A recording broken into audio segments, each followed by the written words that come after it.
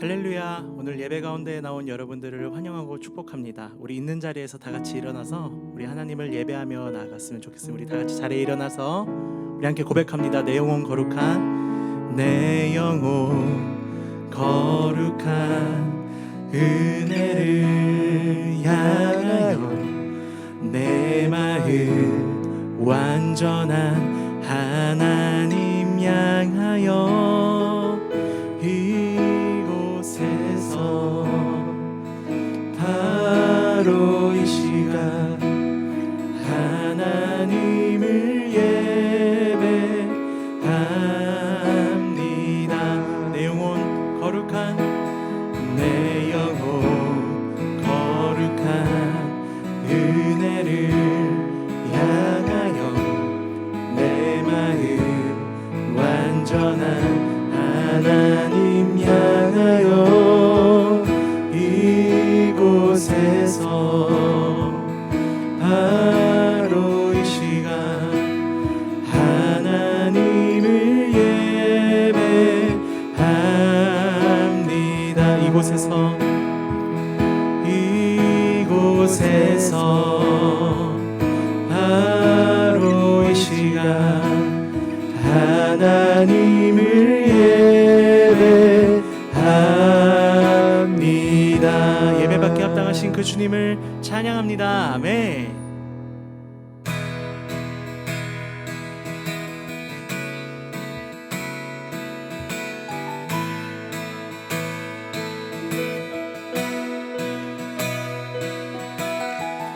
오늘도 우리를 향한 그 주님의 사랑을 느끼며 우리 함께 찬양으로 나아갑시다. 우리 함께 고백하며 나를 향한 주의 사랑, 나를 향한 주의 사랑 산과 바다에 넘치니 내 마음 열 때 주님 나에게 참 자유 주셨네.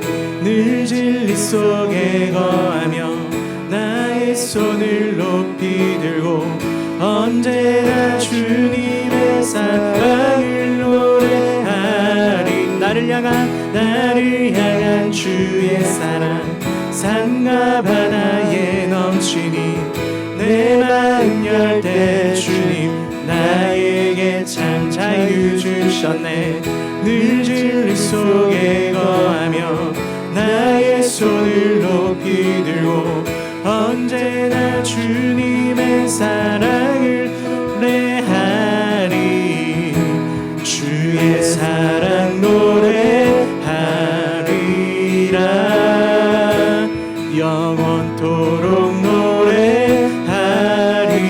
노래하리라. 주의 사랑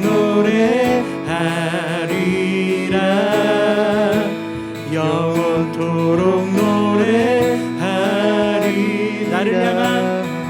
나를 향한 주의 사랑 산과 바다에 넘치니 내 마음 열 때 주님 나에게 참 자유 주셨네. 늘 진리 속에 거하며 나의 손을 높이 들고 언제나 주님의 사랑을 노래하리. 주의 사랑 노래하리라. 영원토록 노래하리라. 주의 사랑 노래하리라. 영원토록 노래하. 내가 춤을 출 때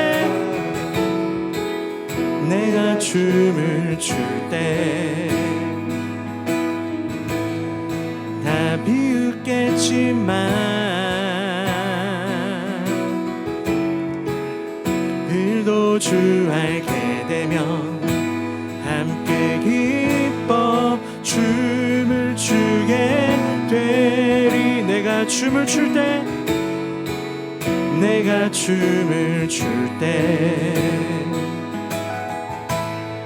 다 비웃겠지만 그들도 주 알게 되면 함께 기뻐 춤을 추게 되리.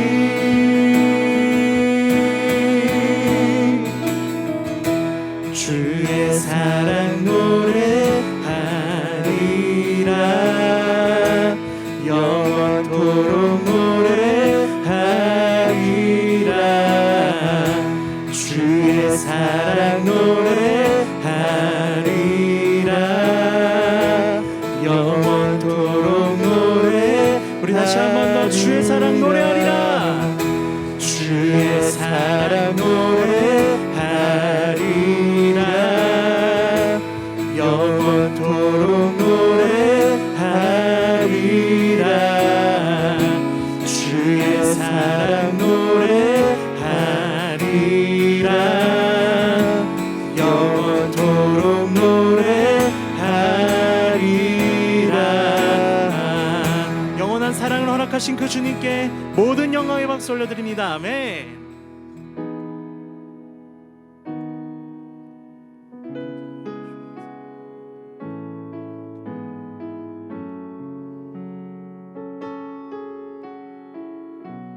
예수 사랑합니다. 예수 사랑합니다. 사랑합니다. 온 마음 다하여 오직 주님 한 분만 간절히 더 원합니다. 우리 한 번 더 예수 사랑합니다. 예수 사랑합니다. 사랑합니다. 온 마음 다하여 오직 주님 한 분만 간절히 더 원합니다. 넘쳐나네 넘쳐나네 넘쳐나네. 주를 향한 내 속에 갈망이 주님께로 날 이끌어 주소서. 주님을 더 원합니다. 예수 사랑합니다. 예수 사랑합니다. 사랑합니다. 온 마음 다하여 오직 주님 한 분만 간절히 더 원합니다. 주님의 사랑이 넘쳐납니다. 넘쳐나네 넘쳐나네. 주를 향한 내 속에 갈망이 주님께로 날 이끌어 주소서. 주님을 더 원합니. 넘쳐나네 넘쳐나네 넘쳐나네. 주를 향한 내 속에 갈망이 주님께로 날 이끌어 주소서. 주님을 더 원하. 간절한 심령으로 넘쳐나네 넘쳐나네 넘쳐나네. 주를 향한 내 속에 갈망이 주님께로 날 이끌어 주소서. 주님을 더 원합니다. 내가 믿는 분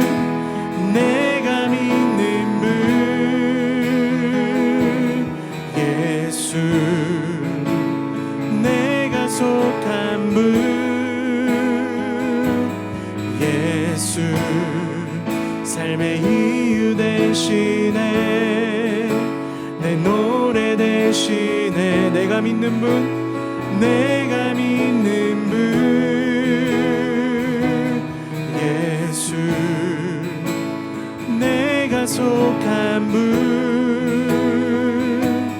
예수, 삶의 이유 되시네, 내 노래 되시. 우리의 목소리로 고백합시다. 내가 믿는 분, 내가 믿는 분, 예수, 내가 속한 분, 예수, 삶의 이유 되시네, 내 노래 되시네. 다시 한 번 더. 내가 믿는 분, 내가 믿는 분, 예수, 내가 속한 분, 예수, 삶의 이유 되시네, 내 노래 되시네, 전심으로. 우리 이 시간 함께 기도하실 때에 하나님, 우리의 삶의 이유가 되시고 우리의 노래가 되시는 예수님, 이 시간 이 예배 가운데 찾아오셔서 말씀하여 주시옵시고 우리의 삶을 변화시켜 달라고 이 시간 함께 합심으로 오늘의 예배를 위해서 함께 기도하며 나아가겠습니다. 함께 기도합니다. 오 주님, 감사합니다. 하나님이 허락하신 이 거룩한 주일 예배 가운데 우리가 주님의 말씀을 듣습니다. 말씀을 통해 역사하여 주시옵시고 오늘도 우리를 끝없이 사랑하시는 그 주님을 경험할 수 있는 귀한 말씀의 시간이 될 수 있도록 인도하여 주시옵소서. 하나님, 간구하는 것은 우리를 사랑하시는 그 예수님이 우리의 삶의 이유가 되시며 우리의 노래가 되신다는 이 간증에 나날이 넘쳐날 수 있게 하여 주시옵시고 오늘 말씀을 통하여서, 오늘 예배를 통하여서 그렇게 우리의 삶이 변화되는 역사를 경험케 하여 주시옵소서. 주님, 감사합니다. 오늘도 우리를 지극히 사랑하시는 우리 예수 그리스도를 찬양합니다. 하나님, 우리의 찬양을 기뻐 받아 주시옵시고 오늘 우리가 말씀을 들을 때에 아멘으로 화답하고 말씀을 통해 살아계신 예수 그리스도를 경험할 수 있는 귀한 시간이 될 수 있도록 인도하여 주시옵소서. 예배 시작부터 마치는 그 순간까지 함께 하실 주님을 찬양하오며 이 모든 말씀 우리 구주 예수 그리스도 이름으로 기도드립니다. 아멘. 다 같이 자리에 앉으시겠습니다. 네, 이 시간은 우리 서로를 축복하는 시간입니다. 우리 함께 손을 내밀면서 우리 서로를 바라보면서 함께 축복하도록 하겠습니다. 은혜의 주님이,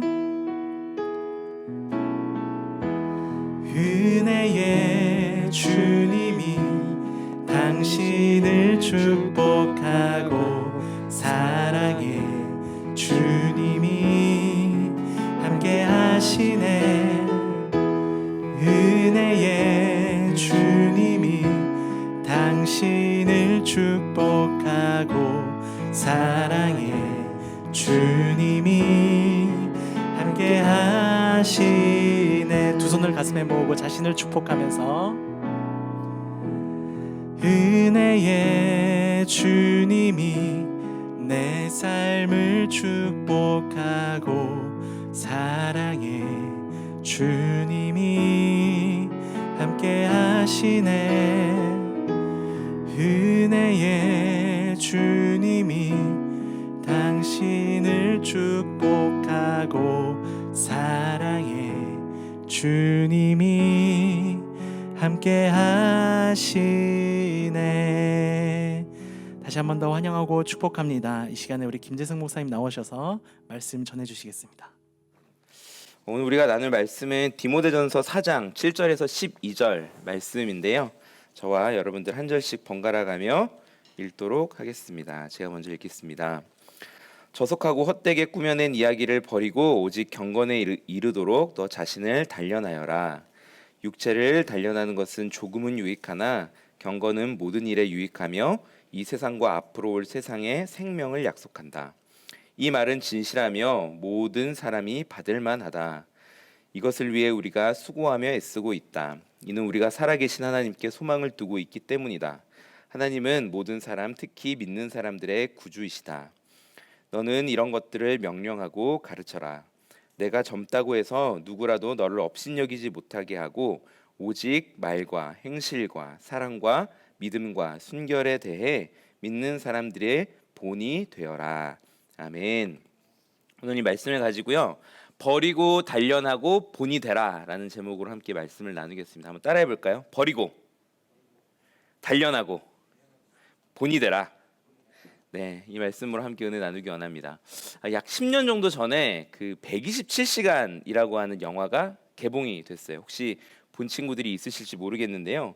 이 영화는 이 평소에 아주 모험을 즐기던 이 주인공 아론이라고 하는 이 인물이 여느 때와 다름없이 이 모험심을 따라서 그랜드 캐년의 나홀로 이렇게 탐험을 떠나는 이야기로 시작을 합니다.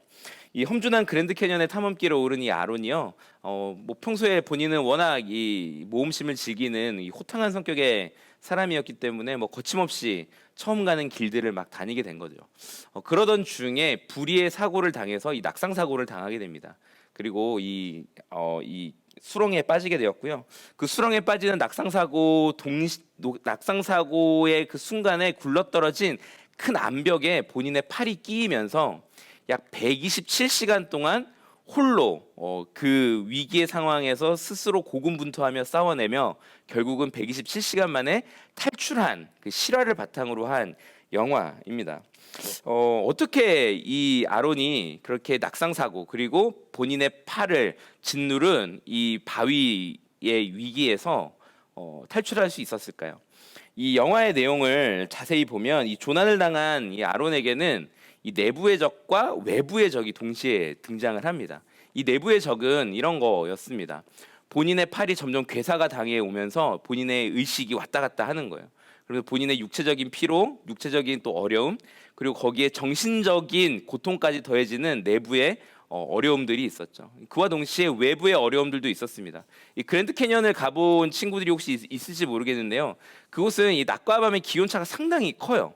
그러니까 이 127시간이라고 하는 약 6일간의 시간을 보내면서 하루에도 몇 번씩 이 큰 기온차, 온도차를 이겨내야 했고, 또 그곳이 험준한 지형이다 보니까 이 맹수들의 공격, 그리고 독을 가지고 있는 이 곤충들의 공격에서도 스스로를 지켜내야만 하는, 이 내부와 외부의 적 모두와 싸워내야만 하는 힘겨운 사투를 벌였던 시간이 바로 127시간이었습니다. 결국 이 아론이 그 127시간 동안의 사투를 끝내고 탈출할 수 있었던 유일한 방법은 점점 썩어져가는 자신의 팔을 잘라냄으로써, 그리고 자신을 옴짝달싹하지 못하게 그 바위 밑에 자신을 묶어두었던 그 자신의 오른팔을 잘라냄으로써 결국 그는 127시간 만에 탈출을 하게 됩니다. 결국은 썩어가는 자신의 팔을 잘라내는 이 고육지계를 사용함으로 말미암아서 아론은 새 생명을 얻게 된 것이죠. 저와 여러분들은 지금 이 순간 인생을 살아가고 있어요. 물론 여러분들은 청소년의 인생을 또 살아가고 있지만 또 저는 어른으로서의 인생을 살아가고 있죠. 그러나 어떠한 인생이든지 간에 인생을 살아가다 보면 크고 작은 어려움, 크고 작은 문제들을 경험하게 됩니다.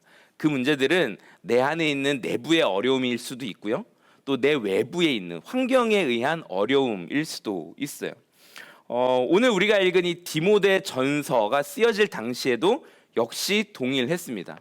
이 디모데 전서가 쓰여질 당시에 이 디모데 전서의 수신자였던 디모데라고 하는 이 사람에게도 이 내부적인 어려움뿐만 아니라 외부적인 어려움도 있었던 것이죠. 과연 이 디모데는 그러한 어려움을 어떻게 극복을 하였을까요? 오늘 우리 말씀을 통해서 함께 그 비결을 한번 알아보고자 합니다. 제가 디모데전서는 디모데라고 하는 사람이 수신자다라고 이야기를 했어요. 그렇기 때문에 이 편지를 받은 디모데가 어떤 사람인지를 우리가 먼저 좀 이해를 해야 됩니다. 디모데는요, 이 바울, 우리가 잘 알고 있는 사도행전의 거의 주인공이죠. 이 사도 바울의 뒤를 이어서 이 에베소 지역에 있던 에베소 교회를 목회했던 2대 담임 목회자였어요. 그러니까 바울 선생님이 에베소 교회를 개척을 해서 그 교회의 1대 목회자가 되고 또 그곳에서 두란노 서원을 세우면서 약 3년간 목회를 잘 부흥시킨 다음에 바울 선생님은 이제 2차 전도 여행을 이제 출발을 한 거죠. 그리고 나서 그 바울의 뒤를 이어서 에베소 교회를 본격적으로 목회했던 사람이 바로 이 디모데였습니다. 그런데 이 바울의 그 후광이 너무나도 커서 그럴까 이 에베소 교회 교인들이 이 디모데를 잘 인정하지 않는 거예요. 왜냐하면 바울보다 나이도 어리고 또 항상 이게 3년 동안 본 모습이 바울이 앞에서 설교하고 가르치면 이 바울의 뒤에서 바울을 도와주는 조력자 역할만 했던 사람이 디모데였거든요. 그러니까 이 에베소 교회 교인들이 볼 때 그들에게 있어서 영적인 리더는 바울이었던 거예요.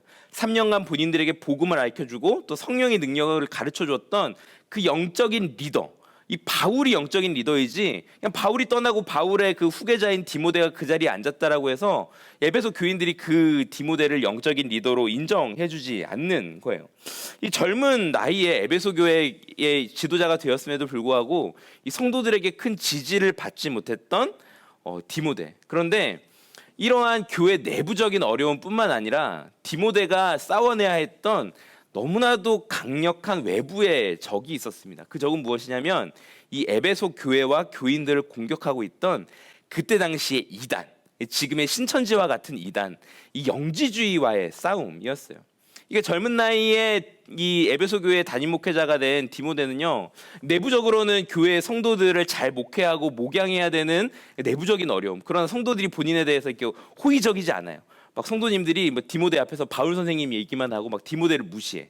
이러한 어려움이 있는 상황 속에서 또 교회를 공격하고 있는 이단들과 또 싸워내야만 하는 이 내부의 적과 외부의 적을 동시에 상대해야만 하는 어려움에 있었던 사람이 디모데였습니다. 이러한 디모데의 상황을 알고 있던 바울이 오늘 이 디모데 전서를 쓰고 있는 거예요. 디모데야, 너는 그 어려움을 이렇게 이겨내라. 이렇게 편지를 쓰고 있는 내용입니다. 오늘 이 바울의 편지를 통해서 디모데 전서의 내용을 통해서 과연 어떻게 우리는 우리 삶의 어려움들, 우리 안에 있는 어려움과 우리 밖에 있는 어려움들을 이겨낼 수 있는지를 함께 알아보도록 하겠습니다. 첫 번째인데요. 따라하겠습니다. 버려라. 자, 크게 버려라. 네, 무엇을 버리라는 말일까요? 오늘 본문의 7절 말씀 우리 함께 읽도록 하겠습니다. 시작. 저속하고 헛되게 꾸며낸 이야기를 버리고 오직 경건에 이르도록 너 자신을 단련하여라. 아멘. 이 바울은요, 저속하고 헛되게 꾸며낸 이야기를 버려라라고 이야기를 해요. 이 저속하고 헛되게 꾸며낸 이야기가 무엇이냐? 제가 방금 전에 이야기했던 바로 이 영지주의입니다. 그러니까 교회를 공격하는 이단이죠. 요즘 이렇게 많은 교회들 그리고 유튜브나 기독교 채널에서도 이 이단에 대처하는 법에 대한 프로그램들이 많이 방영이 되고 또 그러한 특강들이 많이 진행이 되고 있어요. 그 어느 시대보다 지금 한국 교회는 이단, 이 하나님의 복음의 가르침을 약간 끝을 다르게 하는 이단, 그러니까 끝이 다르다라는 뜻이거든요. 그러니까 비슷한데 끝이 약간 다르게 왜곡시켜 버리는 그러한 이단들의 공격을 거세게 받고 있습니다. 이 영지주의가요, 그냥 얼핏 보면은 예수님도 인정하고 하나님도 인정하고 성령님도 인정하고 다 인정하는 것 같아요. 그런데 이 에베소 교회의 복음을 전했던 이 바울의 그 가르침, 복음의 정수와는 약간 끝이 다른 이 가르침을 하고 있어요. 그래서 바울은 이것이 저속한 가르침이다, 헛된 가르침이다, 이렇게 얘기를 하는 거예요. 여러분들이 이단의 공격을 받을 때요, 이단을 어떻게 생각하셔야 되냐면 저속한 거라고 생각을 해야 돼요. 저건 저속한 거야, 저거는 헛된 거야라고 여러분들이 생각을 하셔야 됩니다. 그런데 오늘 본문에 표현된 이 저속하다라고 하는 이 표현의 이 헬라어 성경의 원어적인 의미가요, 이 문지방을 넘는다라는 표현이거든요. 제가 오늘도 이 경찬홀 예배당에 들어오면서 양쪽에 있는 문이 있는데요, 저 문의 문지방을 넘어서 들어왔어요. 이 문지방 안으로 들어오면은 예배를 드리는 거룩한 장소입니다. 근데 이 문을 벗어나면 어떠한 곳인가요? 이제 계단이 있고 엘리베이터가 있고 또 다른 공간으로 넘어가는 거잖아요. 그러니까 이 문지방이라고 하는 것은요, 경계를 의미해요. 삶의 경계를 의미하고 영적인 경계를 의미하고 내 마음의 경계를 의미하는 겁니다. 이 저속하다라고 하는 것은요, 이 문지방을 넘는다. 그러니까 이 경계가 허물어진 거예요. 어떨 때는 안으로 들어갔다가 밖으로 들어갔다가 이 문지방이 다 허물어져 버린, 그러니까 속과 겉이 다 허물어져 있고 또 세상과 교회가 그 경계가 다 허물어져 있고 선과 악의 경계가 허물어져 있는 그러한 모습이 바로 저속한 모습이라는 것입니다. 사랑하는 여러분, 우리의 삶 가운데 얼마나 저속한 모습들이 많습니까? 여러분들 그냥 저속하다라고 하면 그냥 뭐 저질스럽다 뭐 그렇게 생각하지만 이 원어적 헬라어의 표현대로 하면요, 우리의 삶에 얼마나 경계가 무너진 것들이 많이 있나요? 우리 삶에는 지켜야 될 가이드라인이 너무나도 명확한데요, 내 삶에 그런 것들이 무너져 있는 경우들을 너무나도 많이 볼 수 있습니다. 오늘 바울은요, 이 복음의 진리를 혼탁하게 하는 저속한 영지주의, 그들이 교회의 문지방을 넘어오는 것을 과감하게 버려버리라라고 이야기를 하는 것이에요. 여러분, 이 영지주의가 어떠한 이 가르침이냐면요, 이런 거예요. 이 사람의 육체는 더러운 거야. 영이 중요해. 그러니까 영을 중요하게 생각하는 거예요.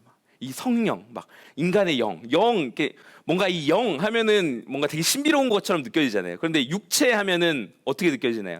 되게 세상적으로 느껴지고 욕심 가득한 것처럼 느껴지잖아요. 영지주의자들이 그런 거예요. 그러니까 인간의 육체는 다 쓸모없는 거야. 너네 육체, 야, 우리 죄로 가득 찬 육체는 다 필요 없고 우리는 오직 영으로 살아야 돼라고 하면서 극단적인 금욕주의로 빠지게 되는 거예요. 막 모든 것들을 다 금욕하는 거죠. 막 배가 고파도 참고, 막 가고 싶은 데가 있어도 참고, 돈을 쓰고 싶고도 참고, 내가 가고 싶은 대학이 있어도 참고, 못 가는 걸 수도 있지만 아무튼 참고, 실력이 안 돼서 못 가면 어쩔 수 없지만 그것도 참는 거로 하고, 막 이런 식으로 사람의 모든 욕구들을 다 가두어 버리는 게 이 영지주의자들이었습니다. 그리고는 오직 영으로, 뭔가 고차원적인 것 같잖아요. 여러분, 이러한 가르침에 우리가 속아 넘어가는 게 신기해 보일 수 있어요. 그러나 여러분, 지금 현대 한국 교회의 이단에 빠져 있는 사람들 중에 수많은 사람들이요, 이 세상의 지식층, 이 세상의 엘리트들, 이 세상의 수많은 부귀영화를 누리고 있는 사람들이요, 다 그 이단에 빠져 있어요. 왜 그러냐면 이 세상의 그 지식과 이 세상의 이 경제적인 부의 끝을 누리는 사람들은요, 그 이상의 것을 더 갈망하는 인간의 욕구가 있거든요. 그 욕구가 잘 드러난 게 성경에는 바벨탑 사건입니다. 뭔가 더 높아지고 더 새로운 차원을 경험하고 싶은 거죠. 그러한 인간의 교만의 끝 지점을 건드려줬던 것이 바로 영지주의였어요. 그러니까 넘지 말아야 될 문지방을 넘어버리는 거죠. 바벨탑 사건이 무엇이냐? 바로 하나님의 그 경계를, 넘지 말아야 될 그 경계를 인간이 넘으려고 했던 사건이 바로 바벨탑 사건이거든요. 여러분, 그래서 저속한 것은요, 오늘 본문에 나온 이 저속한 것은요, 단순히 그냥 뭐 더러운 것, 뭐 저급한 것, 뭐 질이 안 좋은 것이 아니라요, 우리가 하나님의 그 거룩의 그 경계선을 넘어서는 게 바로 저속한 것입니다. 바울은요, 오늘 디모데에게 철저하게 이야기하고 있어요. 그러한 저속한 가르침들 다 버려버려라. 이 버려라라는 게 그냥 상대도 하지 말아라, 이게 인간 취급도 하지 말아라, 이러한 뜻이거든요. 여러분들의 삶 가운데 하나님의 그 경계, 거룩함의 그 경계를 허무는 그 어떠한 것이 들어온다면요, 그것을 과감하게 버려야 될 줄 믿습니다. 아멘. 그것이 아무리 세상적인 좋은 것일지라도요, 나에게 부귀영화를 안겨주는 것일지라도, 나에게 만족을 주는 것일지라도요, 그것이 하나님의 경계를 넘는 것이면 우리는 버려야 되는 것이에요. 그래서 바울이 강력하게 이야기하는 거죠. 세상과 나를 철저하게 구분하고, 예배의 자리와 나의 삶의 자리를 철저하게 구분하고요, 말씀 묵상의 시간을 철저하게 지키면서 하나님의 그 말씀의 가르침을 삶에 적용하기 위해서 몸부림치는 자세, 그러한 삶을 살아가라고 이야기하는 것입니다. 이 최근에 이러한 책이 한 권이 발매가 되었어요. 이 잘 버리면 살아나요라는 책인데요, 부제가 이렇습니다. 지구를 구하는 분리 배출 생활을 위한 50가지 질문. 요즘 환경 문제가 워낙 대두가 되고 있기 때문에 이 쓰레기를 잘 버려야 된다라는 것을 이야기하는 거예요. 이제 지난 주간이 이제 추석 주간이었잖아요. 저도 이제 추석을 새기 위해서 저희 가족과 시골을 갔다가 올라왔습니다. 그리고 연휴의 마지막 날, 이 며칠간 정리하지 못한 이 집을 좀 깨끗하게 정리를 했어요. 그리고는 쓰레기를 뭐 일반 쓰레기, 또 종이, 또 플라스틱 이렇게 구분을 해서 이 제가 사는 아파트의 그 분리수거장에 분리수거하기 위해서 아주 기분 좋게 들고 갔습니다. 분리수거를 내가 잘했다라는 어떤 그런 만족감을 가지고 내려갔는데요, 세상에 이 며칠간 긴 연휴 기간 동안 이 분리수거장이 아수라장이 되어 있는데요, 그냥 뭐 쓰레기의 양이 많은 게 아니라 뭐 일반 쓰레기를 버려야 되는 곳에 뭐 대형 이 플라스틱이 막 들어가 있고, 플라스틱을 버려야 되는데 막 박스가 들어가 있고 이게 엉망인 거예요. 음식물 쓰레기가 막 일반 쓰레기 버리는데 들어가 있고. 여러분, 쓰레기를 버리는 것, 그 버리는 것을 잘 버리면 지구가 살아나게 되어 있다고요. 바울은요, 오늘 우리에게 잘 버려라라고 이야기를 합니다. 우리는 우리의 삶 가운데서요, 너무나도 많은 곳에서 이 구석구석 이 삶의 저속함들을 경험하면서 살아가요. 제가 그렇게 어지러워진 쓰레기장을 보면서 어떠한 마음이 들었냐면, 이 본문을 계속 묵상을 했으니까, 아, 이게 저속함이구나. 이 경계가 다 허물어져 버린, 쓰레기 분리수거조차도 하나 제대로 하지 못하는 그 경계선마저 다 무너져 버린 삶의 모습이 지금 우리 삶의 현주소구나. 우리의 삶이 정말 저속하다라는 생각을 했습니다. 나는 아닐 거야. 나는 경건해. 나는 깨끗해. 나는 문지방을 넘지 않았어. 나는 저속하지 않아라고 생각하는 우리의 그 교만함 속에서도요, 우리가 잘 돌아보면 너무나도 많은 부분에 있어서 이 경계가 허물어진 저속함들을 발견한다라는 것이죠. 아무런 거리낌 없이 죄의 경계를 넘나들면서 복음의 영역을 허물어 갔던 우리의 모습들, 그런 우리들에게 바울은 오늘 명령합니다. 우리 삶에 젖어 있는 그 죄의 저속함을 버리라 이야기합니다. 두 번째입니다. 두 번째, 바울은 이렇게 명령하고 있어요. 단련하라입니다. 따라할게요. 단련하라. 큰 목소리로 단련하라. 무엇을 단련하라는 것일까요? 우리 7절 말씀 우리 한 번 더 읽도록 하겠습니다. 시작. 저속하고 헛되게 꾸며낸 이야기를 버리고 오직 경건에 이르도록 너 자신을 단련하여라. 아멘. 예, 7절에서 중요한 단어는 바로 저 경건이라고 하는 단어입니다. 이 경건이라고 번역된 이 헬라어 표현은요, 유세베이안이라는 표현인데요. 이 신약 성경에서 총 15번의 이 단어가 등장을 해요. 근데 그 중에서 9번이 디모데 전서에서만 등장을 합니다. 그러니까 60% 이상이, 66% 정도가 이 디모데 전서에서만 사용이 되는 거죠. 그러니까 이 디모데 전서는 그만큼 이 경건에 대해서 중요하게 이야기하는 책이라는 것을 알 수가 있어요. 그러면 이제 하나의 질문이 좀 생깁니다. 경건이 무엇일까? 여러분, 경건이 뭐라고 생각하세요? 경건? 예, 경건하면은 뭐 이렇게 딱히 경건이 무엇이다 딱 정의가 이렇게 잘 내려지진 않아요.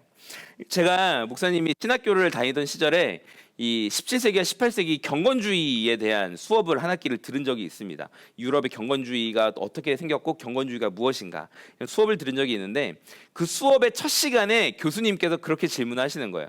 수업을 듣기 위해 모여있는 학생들에게 경건이 무엇이라고 생각하십니까? 돌아가면서 한마디씩 해보시죠. 그래서 이제 학생들이 이렇게 돌아가면서 너도 한마디씩 했어요. 뭐 이러한 대답들이었습니다. 경건은 열심히 기도하는 것이다.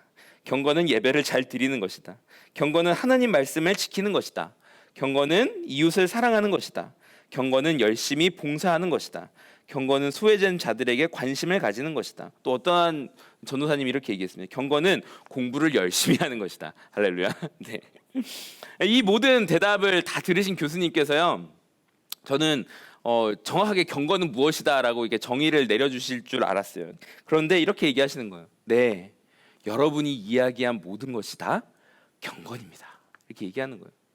그 얘기가 무엇입니까? 경건이라고 하는 것은요, 무엇으로 딱 특정 지을 수 있는 것이 아니라요, 우리 신앙인이 살아가야 되는 아주 상식적인 그 모든 것들을 다 일컫는 게 바로 경건인 것입니다. 이 경건은요, 이렇게 뭐가 경건이야 뭐 이렇게 얘기하기도 되게 어려워요. 그럼 반대로 뭐가 불경건이야, 경건하지 않은 거야 얘기하기도 상당히 쉽지 않은 것이죠. 제가 오랜 기간 동안 경건이 무엇일까를 묵상하다가 저 나름대로의 경건에 대한 정의를 내려봤어요. 바로 이러한 것이었습니다. 자기 중심의 삶을 하나님 중심의 삶으로 변화시키는 모든 과정이다. 이거는 저의 정의입니다. 제가 이렇게 정의를 내리게 된 이 근거는요, 이 시편 16편 8절 말씀이에요. 제가 읽어드릴게요. 내가 여호와를 항상 내 앞에 모셔둡니다.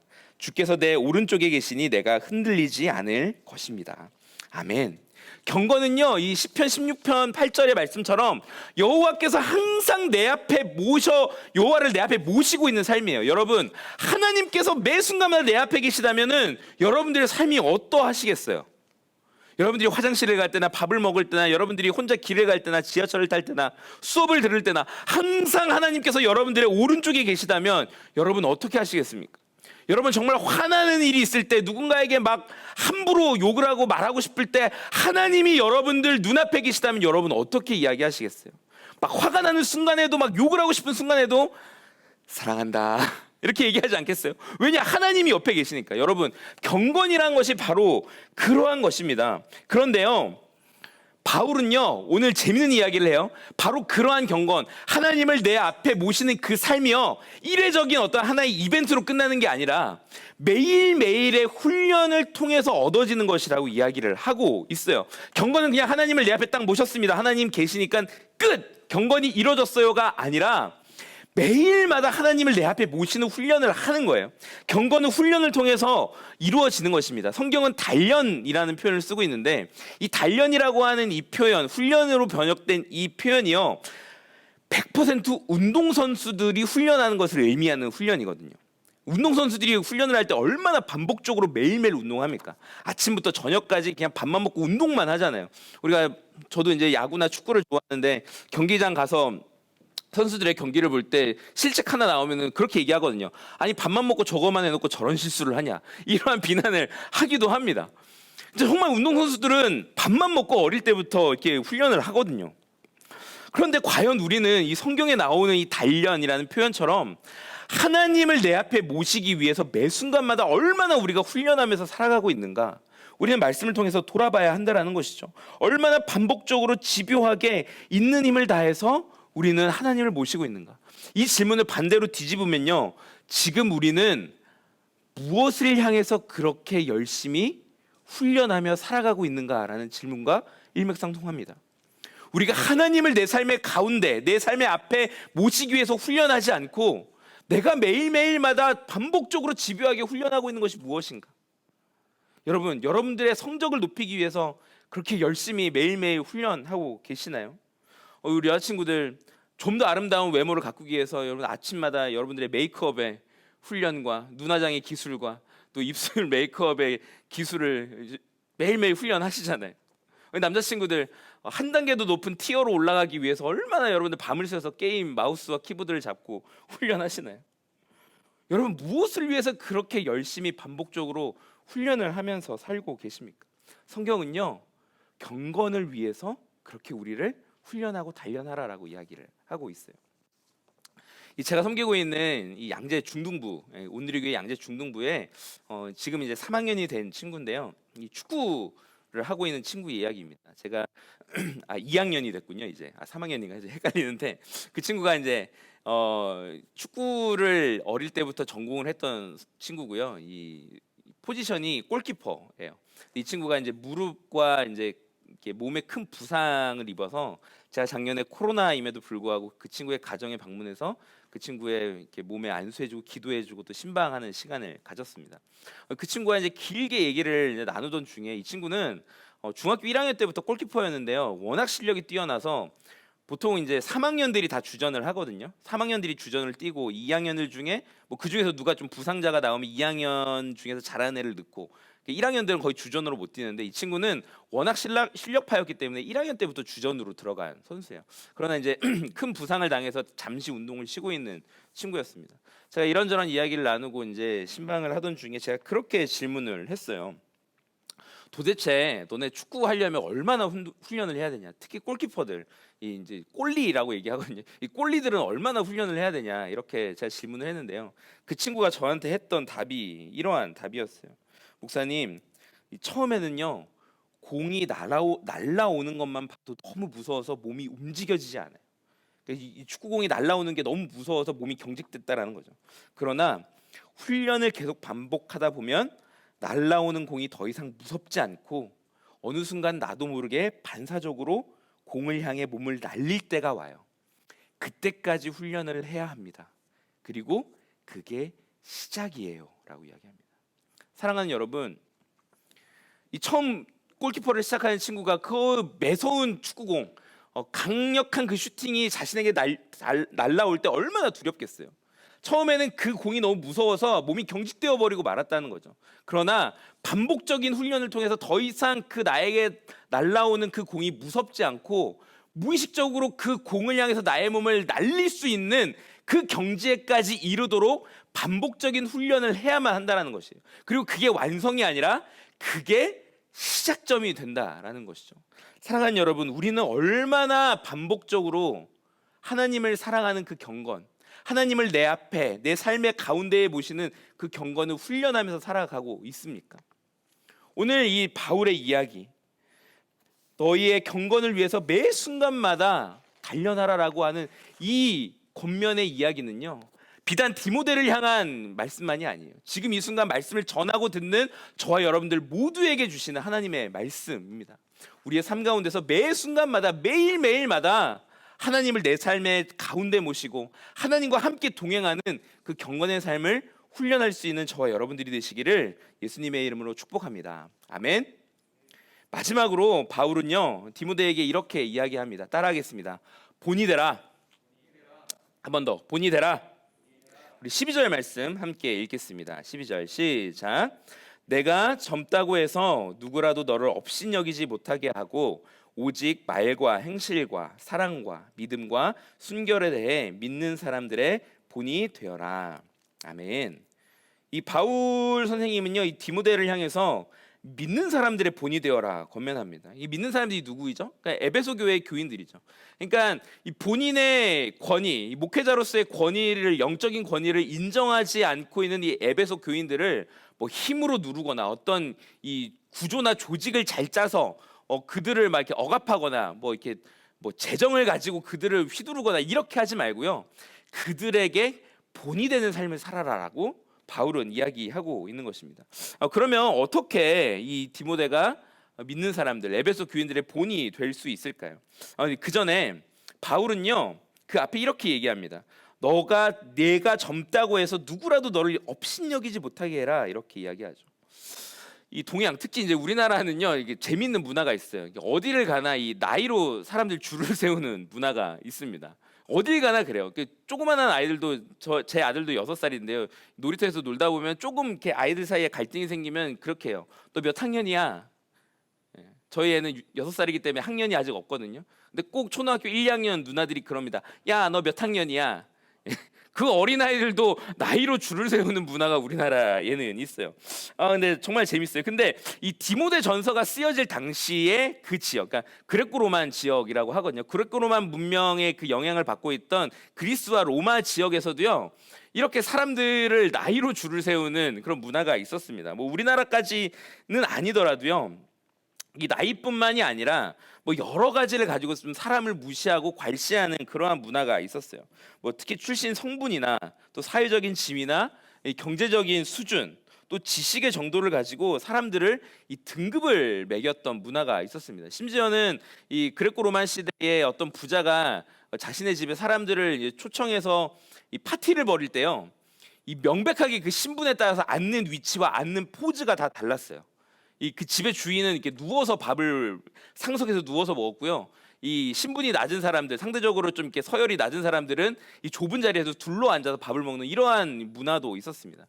그만큼 우리나라처럼 너 몇 살이야, 나이로 줄을 세우는 문화만큼요, 이 디모데전서가 쓰여질 당시에 그레코 로마의 문화도요, 그들만의 어떤 기준을 가지고 사람들을 줄 세우는 문화가 있었다고요. 그런데 이 에베소 교회는요, 특히 이런 것이 심한 지역이었어요. 에베소라고 하는 곳이 그러한 곳이었습니다. 이 에베소는요, 지금의 터키 지방인데 2015년도에 이 에페소라고 하는 도시 자체, 그 전체가 그냥 이 유네스코 세계 문화유산에 등재될 정도로요. 이 에베소라고 하는 도시 자체가 그때 당시에 뭐 경제, 문화, 사회, 뭐 지식, 뭐 군사 모든 것의 집약체라는 것을 알려주는 것입니다. 그러니까 그때 당시 2000년 전에 에베소에서 몰려 살았던 사람들은요, 그 지역에서 그냥 쟁쟁한 사람들만 다 온 것이에요. 한가닥 한다는 사람들, 돈 좀 있다는 사람들, 똑똑하다는 사람들이, 힘 좀 있다는 사람들이 다 몰려 살았던 곳이 에베소였고요. 바로 그러한 곳에 세상의 상아탑의 중심에서 바울이 3년 동안 두란노 서원을 세우고 하나님의 복음을 전한 거예요. 그러니까 이 세상의 지식과 높은 상류층의 문화를 경험하던 사람들이 복음을 받아듣고 그들의 삶이 변했는데, 그들에게 있어서 바울이라고 하는 존재는요, 자신의 삶을 새롭게 살게 해준 영적인 아버지인 것이거든요. 그러니까 이 상류층 사람들이 바라보는 바울은요, 그들보다 더 상류층에 있는 아주 고귀한 존재인 거예요. 그러니까 상대적으로 그 바울의 뒤를 따라다녔던 이 디모데는 나이도 어려, 뭐 바울의 뒤치다거리만 한 것 같아. 그러니까 영적인 권위도 좀 떨어져 버려. 심지어 이 디모데는 이 루스드라라고 하는 지역 출신이거든요. 그러니까 이 출신 지역도 뭐 그렇게 뭐 이렇게 뭐 좋은 데가 아니야. 우리도 요즘 뭐 서울 출신 아니면 다 이게 시골로 치부해 버리는. 예, 저도 이게 경상도에서 꽤 큰 도시 출신인데 항상 그러잖아요. 시골 다녀왔냐고. 제 고향은 시골이 아니에요. 그러나 사람들은 서울이 아니면 다 시골로 치부해 버립니다. 에베소 사람들이 그랬던 거죠. 루스드라 출신의 젊은 디모데, 별거 아니야. 근데 심지어 몸도 약하고요. 뭐 이렇게 성격도 좀 소심하고요. 그리고 혼혈이에요 또. 요즘도 얼마나 혼혈들 무시를 많이 합니까? 제 조카도 혼혈인데 혼혈들 무시당하면서 살아요. 이 유대인과 헬라인 사이에서 태어난 사람. 그러니까 디모데는요, 이 에베소 교회 교인들이 볼 때 바울과는 비교가 안 되는 존재였어요. 그 디모데를 볼 때마다 아유, 이 애송이 같은 디모데.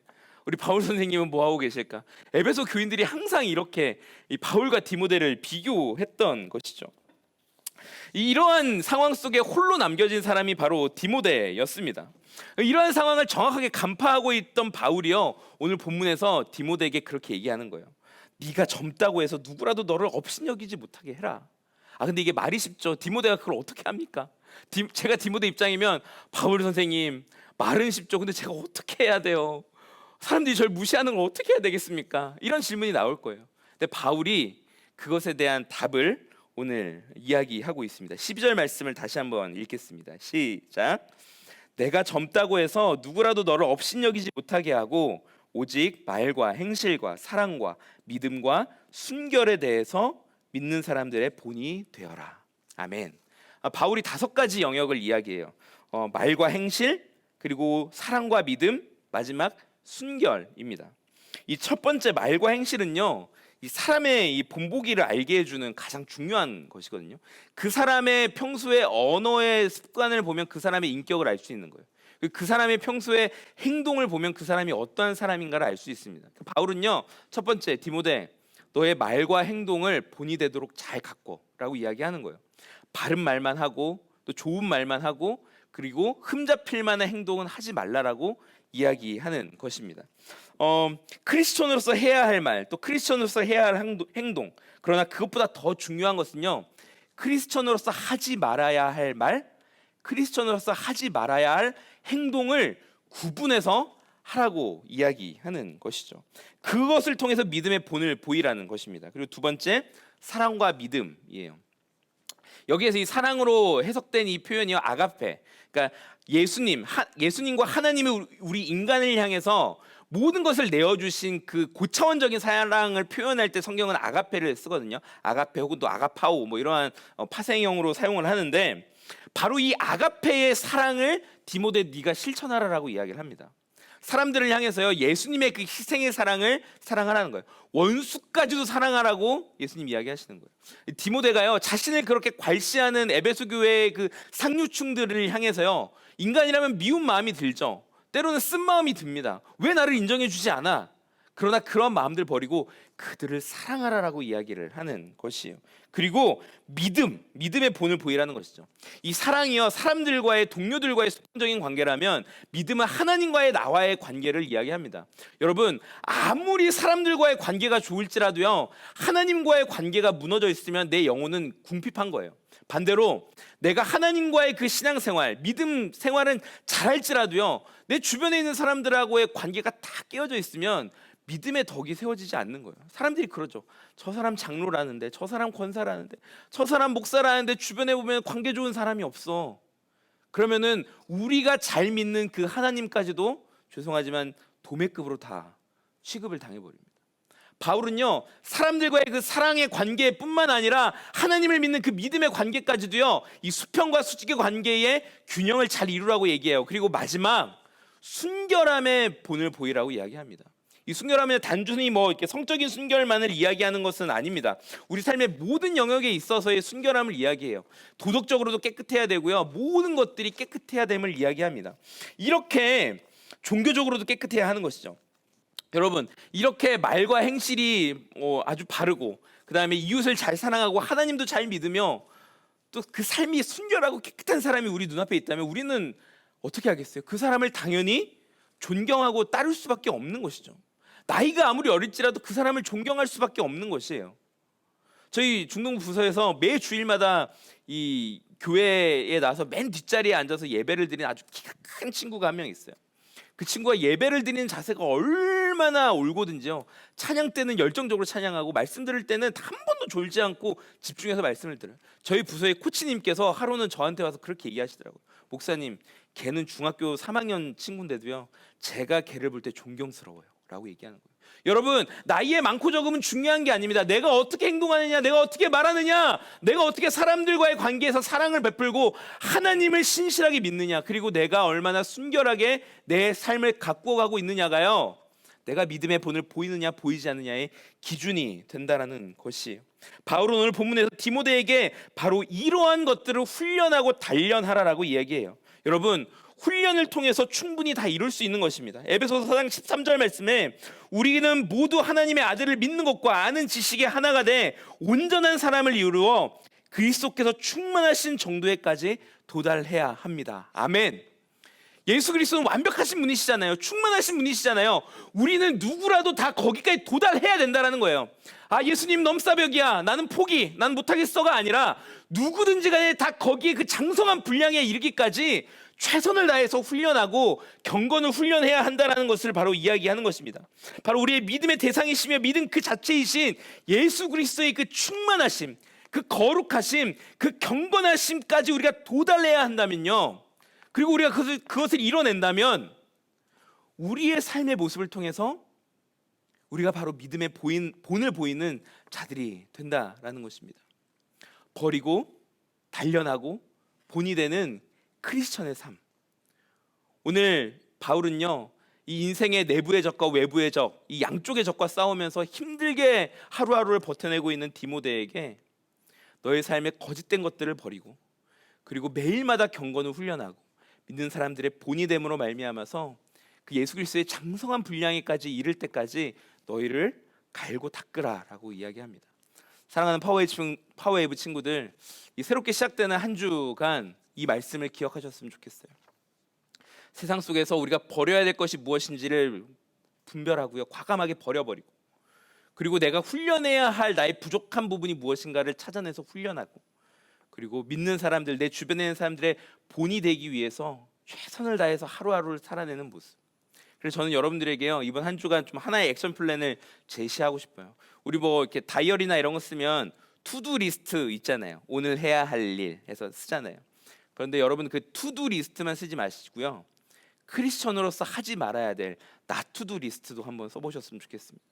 뭐 사람마다 다 다를 수 있어요. 누군가는 험한 말 하지 않기, 또 혹은 거짓말 하지 않기, 또 게임하지 않기, 뭐 이런 것들, 수많은 것들이 있을 수 있잖아요. 여러분, 내가 무엇을 해서 이것을 꼭 이뤄내야지 보다 하지 말아야 할 것을 스스로 찾아내고 그것을 하지 않음으로써 오늘 바울이 디모데에게 얘기했던 이 경건의 단련, 경건의 훈련을 이뤄내는 저와 여러분의 한 주간의 삶이 되시기를 예수님의 이름으로 축복합니다. 기도하겠습니다. 거룩하신 주님, 오늘 디모데전서 말씀을 통해서 우리에게 귀하고 복된 은혜를 허락하여 주시니 감사합니다. 우리 삶에는 너무나도 수많은 어려움들이 있습니다. 우리 스스로를 괴롭게 하는 내 내부의 적도 있고, 외부에서 또 우리를 공격하는 또 외부의 어려움들도 있습니다. 이렇게 힘들고 어려운 상황 속에서 우리가 그것들과 싸워 이겨낼 수 있는 방법은 세상이 이야기하는 어떤 지식, 세상이 이야기하는 방법, 세상이 이야기하는 그 묘책이 아니라 오늘 바울이 디모데에게 이야기했던 것처럼 버리고 또 단련하고 본이 됨으로 말미암아서 예수 그리스도의 그 믿음의 장성한 분량에 이르는 일평생 끝나지 않는 그 경건의 훈련을 하루하루 해나가는 것임을 오늘 말씀을 통해서 알게 하시니 감사합니다. 새롭게 맞이하는 한 주가 이 말씀 붙들고 우리가 경건의 훈련을 해나가는 한 주가 되게 하여 주시옵소서. 그리하여서 조금씩 우리가 더 예수님을 닮아 나아가는 믿음의 삶이 되어질 수 있도록 주님 함께하여 주시옵소서. 모든 영광을 주님께 올려드리오며 이제는 우리 주 예수 그리스도의 은혜와 하나님 아버지의 무한하시고 극진하신 사랑과 성령님의 감화 감동 교통하심의 역사가 오늘 디모데전서 말씀을 통해서 내 삶의 죄악된 것들을 버려버리고 경건의 훈련을 계속적으로 단련하며 믿는 사람들의 본이 되기로 결단하며 나아가는 파워웨이브 모든 친구들과 또 선생님들과 그 가정 위에 또 북녘땅과 북녘땅의 교회 위에 선교사님들 위에 이제로부터 영원토록 함께하옵시기를 간절히 축원하옵나이다. 아멘.